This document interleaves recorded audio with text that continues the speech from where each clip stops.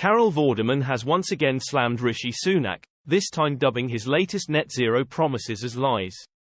Carol Vorderman has slammed Rishi Sunak's latest new approach to hitting net zero as lies.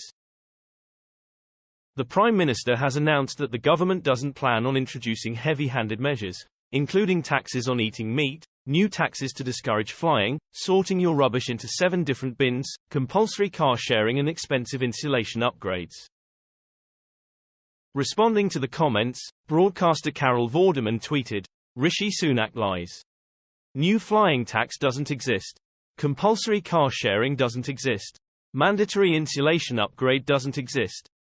She added, "Mind you, a recycling bin each for dozy, nasty, dodgy, greedy, shouty and bully BlG is a grand idea."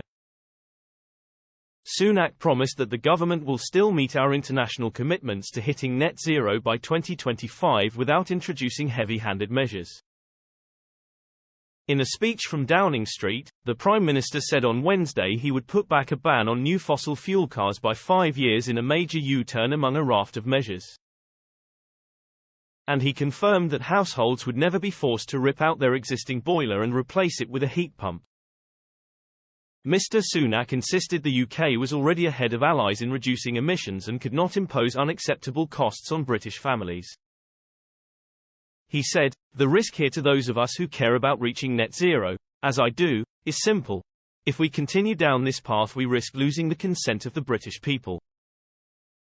The Prime Minister detailed the plans to the public after putting them to cabinet ministers in a hastily arranged call in response to a leak of his net zero plans. Speaking from his press briefing room in front of a podium with the words "long-term decisions for a brighter future," he said previous governments, both Tory and Labour, had sought to get to net zero simply by wishing it. He continued, "No one in Westminster politics has yet had the courage to look people in the eye and explain what's really involved. That's wrong, and it changes now. It cannot be right for Westminster to impose such significant costs on working people, especially those who are already struggling to make ends meet, and to interfere so much in people's way of life without a properly informed national debate." The Prime Minister made it clear he is committed to meeting targets to combat climate change, but he will not do it on the backs of struggling families.